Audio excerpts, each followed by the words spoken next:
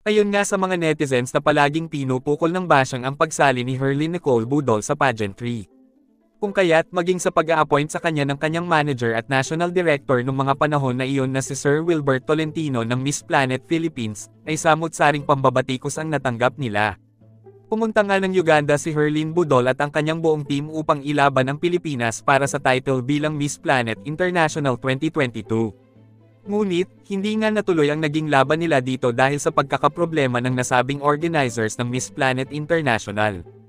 Kung kaya't sila nga ay umuwi na lang dahil sa mga oras nga na iyon, ay na-cancel na ang nasabing pageant at tila na scam na di umano ang mga delegates na pumunta ng Uganda upang ilaban ang kanilang mga bansa. Naglabas din ng statement noon ang national director at manager ni Miss Herlyn na hindi na sila lalaban pa muli sa Miss Planet International dahil sa masamang karanasan nila doon.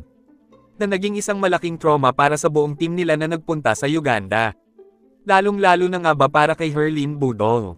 Ngunit, makalipas nga ang ilang buwan ay may nagpakilalang di umano'y bagong national director ng Miss Planet Philippines, na walang pasintabi kay Wilbert Tolentino, at nag-appoint ng magre-represent ng Philippines na si Maria Luisa Varela.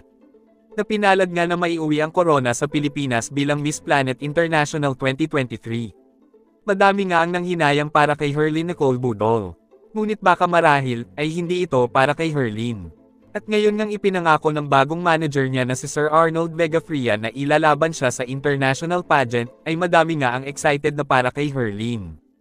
At baka ito na nga daw ang oras ng Kapuso Star para matupad ang pangarap niyang i-represent ang Pilipinas sa ibang bansa, at kung papala rin, ay mag-uuwi siya ng karangalan sa bansa. Ayon nga sa komento ni Obelia Astorga, yes baka sakali pag si ALV na ang manager, matuloy na ang international and manalo na siya. Kasi, nung si Sir Wilbert, ang daming nanghusga kina Sir Wilbert and Herlyn. Kaya dahil mahal nila ang isa't isa, ito ang ginawa nila. Pero I'm sure, nasa likod pa din ni Herlyn si Sir Wilbert. Alam ni Sir ALV yan. Susuporta pa din ang dating manager ni Herlyn sa kanya.